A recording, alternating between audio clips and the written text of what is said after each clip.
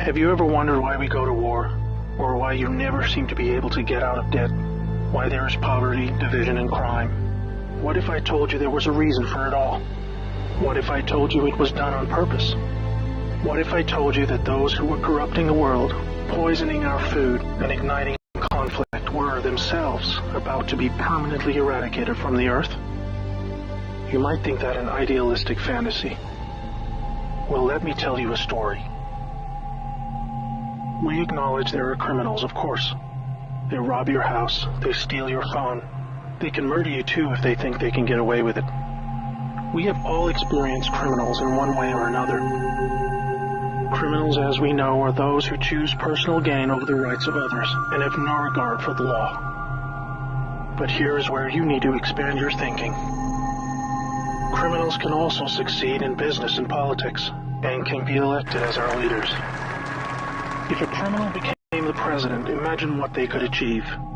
They could use the full weight of their executive power to commit much larger crimes and ensure they and their friends were enriched to the fullest extent possible. A criminal president could create alliances with other criminal presidents and then collaborate on more global criminal activities. Anything goes. Drug running, human trafficking, whatever makes the big bucks. The 20th century was turbulent with war, economic disaster, famines, and displacement. We have always accepted these things as just human nature, and simply the way the world works. Something inevitable, and due to the weaknesses of human nature that drive us to these actions. This is where we were all tragically wrong. You are not a criminal. I'm not a criminal. So how can we just assume that it is human nature that is driving all this pain and misery? What if it wasn't human nature at all, and as a result of something more deliberate? We were taught that capitalism was the cause of a massive rich-poor divide and the reason for poverty, which in turn is the reason for war, crime, and starvation. Others were taught that communism, a system of equal wealth across all people, was really to blame for the mess. But you see, folks, it is none of these things. It is not our nature to fight and be racist. It is not in our nature to rob from others. What you must learn is that it was the criminals all along. Yes, they got power. More power than a criminal should ever have. They rose to the top of media companies that control our news and entertainment. They ascended to the top of the banking system, also to the Oval Office, to Brussels, to the Vatican, to the Crown. They crept in quietly. They became leaders of agricultural companies who have control over our food supply. Also big pharmaceutical companies, the ones we trust to help us when we're sick. Nobody stopped them, and they just recruited more criminals to help them. First, they accumulated the world's wealth. They invented a system of money called central banking, which lends money to governments with interest, placing countries into eternal debt. People's wealth got less. Their wealth got more. Much more. When a criminal is already as rich as they can get, then protecting their ill-gotten gains becomes the priority. Angry citizens tired of being poor are a major obstacle and can revolt if they suffer enough. The criminals needed to prevent this. So they diverted attention to the last remaining competitor, the people of the world. You and me. We were not happy being ruled by criminals and having to work 3 jobs just to survive. They know we won't accept it. So they use their control of the media to set black against white, woman against man, young against old, Muslim against Christian. They convinced us we were the problem so that we would fight and destroy ourselves. To get it done faster, they attacked all aspects of humanity that make us strong. Like family, using their influence over culture, they popularized lifestyle choices that led to a surge in broken homes, lost youth, and substance abuse. I could talk all day about how else they deliberately weakened us, and it would turn your stomach. We were just trying to get on with living. So where are all the good guys?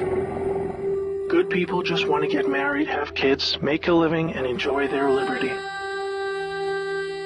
Well, there were good guys. Many. One became the President of the United States in January 1961. He knew about these criminals and wanted them gone. He knew their intentions for us all, and he wanted to fight them. Sadly, he had no idea how powerful they had become. Reagan also had good intentions for the American people. He knew this criminal mafia controlled almost everything by the stage, including the powerful rogue intelligence agencies. His economic policies were promising, but the criminals needed a weak America to hold on to their power. Reagan was shown with a bullet that a growing U.S. economy and prosperous citizens were not what the criminals wanted. It was looking pretty grim for good people. Every time someone wanted to stand up and do the right thing, they got stopped. Were we ever to be freed?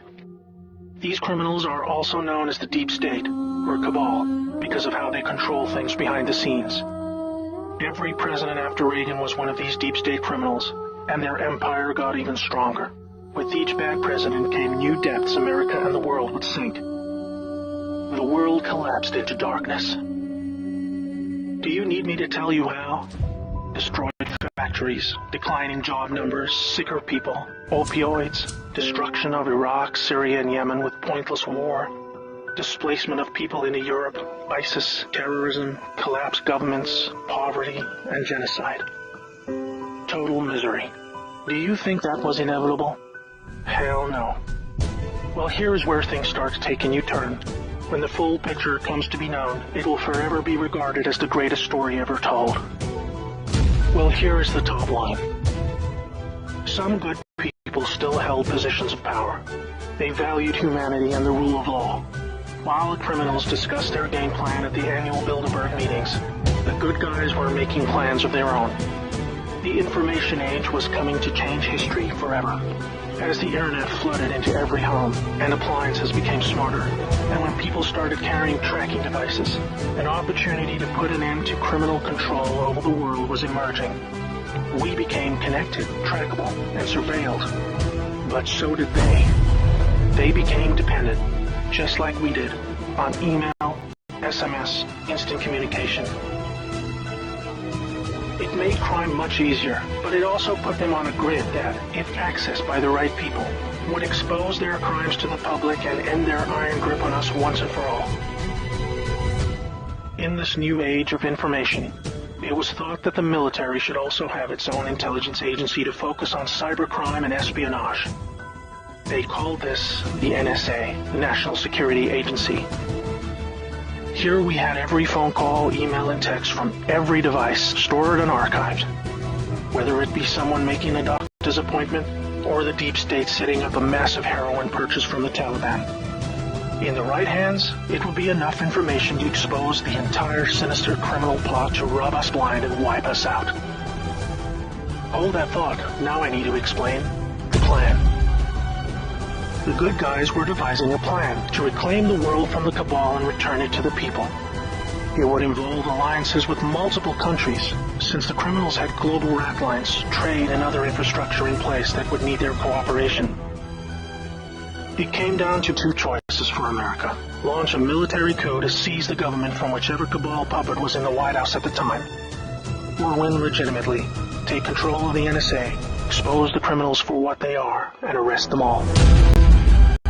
Obviously, the first option would be very troubling for the public. With people still preoccupied with cabal-engineered social issues, they would likely revolt and hurt themselves and others. No, it would have to be the latter. So they needed a candidate who could win, and who could win big. Many states like California had been so heavily inundated by criminals that even the voting machines were electronically set up to swing votes any which way. It would need to be a very decisive victory. Good patriots in the U.S. military and their global partners asked Trump to run for president so they could take back control of America legitimately without alarming the public. Trump was a good choice, obviously, because he overcame the voter fraud and won. But he was a patriot, and he was loved and admired by the public. He was not interested in joining the cabal because they hated America, and he did not agree with them on that point. As soon as he showed interest in taking power, they activated their media assets to viciously turn on him.